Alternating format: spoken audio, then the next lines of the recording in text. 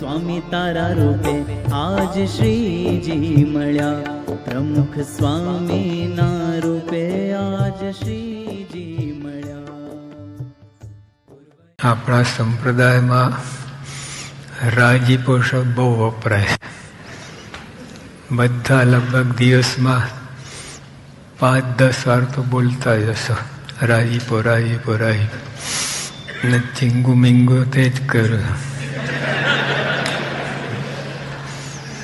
હવે કેવું છે, જો રાજીપો છે ને વેતન નથી, પગાર નથી, નોટ વેજીસ. રાજીપો વળતર નથી, નોટ એક્સચેન્જ ઓર ડીલ. વેપાર નથી, સોદો નથી, ઇનામ નથી, પારિતોષિક નથી. આ નોબેલ પ્રાઇઝ છે, ટોપમાં ટોપ પ્રાઇઝ વર્લ્ડમાં, પણ તો એ રાજીપો નથી. એમ કે એને સખત મહેનત કરવી પડે છે, એમને નોબેલ પ્રાઇઝ નથી મળતી. એ રાજીપો એવો છે ને, એમ તળના જેટલું પણ ડુંગર જેટલું માની લે આ પુરુષ, મન ધાર્યું નહીં. એમને જે ગમે આટલું કરો ને તો રાજીપો થઈ જાય. એમ જૂનાગઢના નવાબ હતા, પહેલાં એર કન્ડિશન મશીન નહોતા, ઇલેક્ટ્રિસિટી જ નહોતી, એટલે આપણા રજવાડાઓ દરિયા કિનારે જાય હવા ખાવા. 4 મહિના ઉનાળાના ત્યાં કાઢવા જાય. તેમાં જૂનાગઢના નવાબ ત્યાં પોરબંદર હતા, અને રાત્રે ઊંઘ ના આવે. જો આ લોકોને દરિયા કિનારે તો ઊંઘ ના આવે, પછી ક્યાં ઊંઘ આવે ભાઈ? પછી હવે અમરાતા હતા, એને હોક્કો પીવાનું મન થયો. હોક્કો હોક્કો કરે, નોકરને પવન લાગી ગયો દરિયાનો, એ હોઈ ગયો. જેને જાગવાનું તે ઊંઘી ગયા, જેને ઊંઘવાનું તો જાગતા હતા. આ હોક્કો ભરે કોણ? ઓલો હોક્કો થઈ ગયો હતો.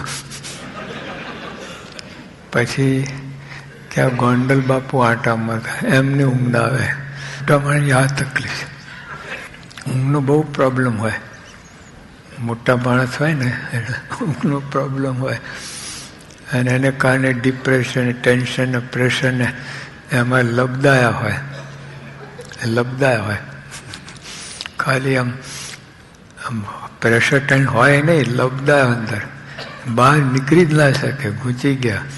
ચ્યુઇંગમ જેમ ચોટે ને એવું પ્રેશર ટેન્શન ચોંટી જાય ને પછી છૂટે જ નહીં. તો ગોંડલ બાપુને ઊંઘ ના આવે. હવે એમને સાંભળ્યું આ કે નવાબ સરકારને હોક્કો જરૂર છે. તો ગોંડલ બાપુનો નોકર હોઈ ગયેલો. લો કોણ હોક્કો ભરે કોણ?